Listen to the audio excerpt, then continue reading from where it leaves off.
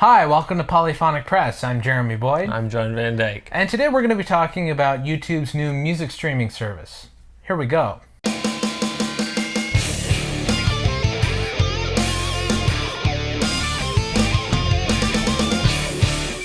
Alright, so we did a video on this a couple months ago about YouTube's new music streaming service sort of being unfair to independent labels. And the date of release is getting closer. I'm not exactly sure when it's supposed to be released, but it's getting soon. And I think that dispute has been settled. But we were sort of talking, and we were wondering, is YouTube's music streaming service really necessary? Because there are a lot of other music streaming services out there, like it's a kind of oversaturated. Yeah, like there. Spotify and RDO and Pandora. Unless you live in Canada, and half of them aren't available in our region. Yeah. So, is YouTube getting into the business of music streaming really necessary? And how much better is it really going to be than those other services? I know those other services, especially Pandora, have gotten into trouble in the past not paying fair royalty rates. So, but it doesn't seem like YouTube is really handling the business side of things much better. No. Spotify, I don't think has really gotten any bad press. I don't think they've really done anything dishonest. They seem to be doing all right. They seem to be the number one streaming service right now. And I have tried their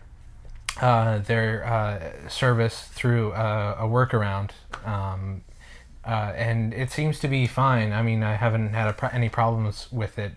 There are dozens more, like Groove Shark, which is a free one, and so because that is so oversaturated, YouTube sort of getting into the business seems like they are trying to push out the competition.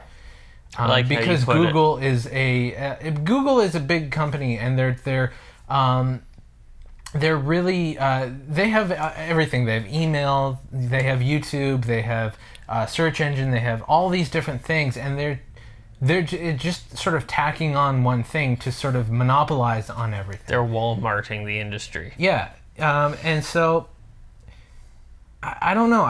Is it really? It's probably not. We'll see what they have to offer when they get up and running. I certainly hope they've resolved the issues with the independent artists, because if they didn't do that, they're shooting themselves in the foot, because we are in the era of independent artists.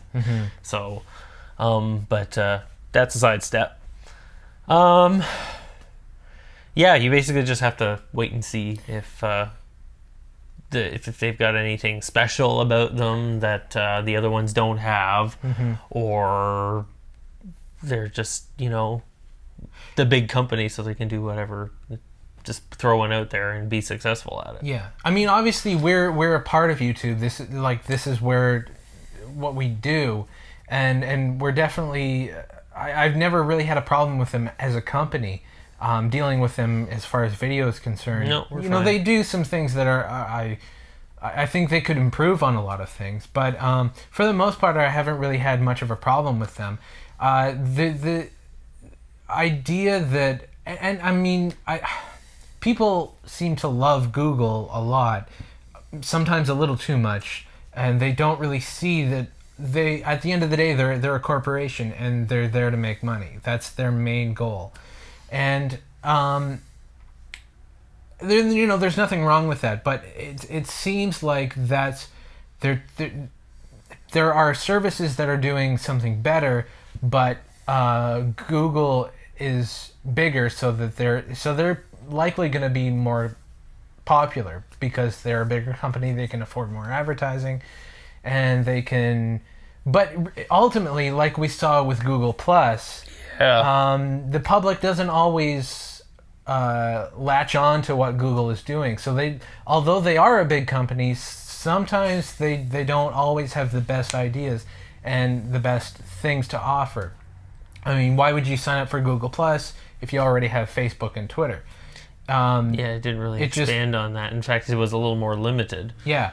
So that it kind of feels like the same thing that they're doing with this new YouTube music service. Kind of feels like why would you go to YouTube Music if you already have Spotify, which is like from the screenshots that I've seen, they don't really look like they're doing anything much better or really that different than the services that are already out there.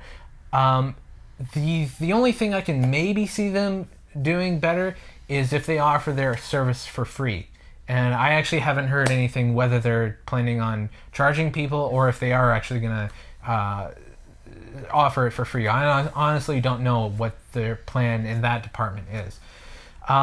But anyway, let us know in the comments what you guys think. Do you think this YouTube streaming service is going to be a good idea? Did the feud with the indie labels sort of leave a bitter taste in your mouth? Let us know in the comments down below. Be sure to check us out on Twitter and Facebook. Follow Jon on Twitter at Funky Dutch. And you can go to our website, polyphonicpress.com. All those links are in the description. And that's about it. I'm Jeremy Boyd. I'm John Van Dyke. Take it easy.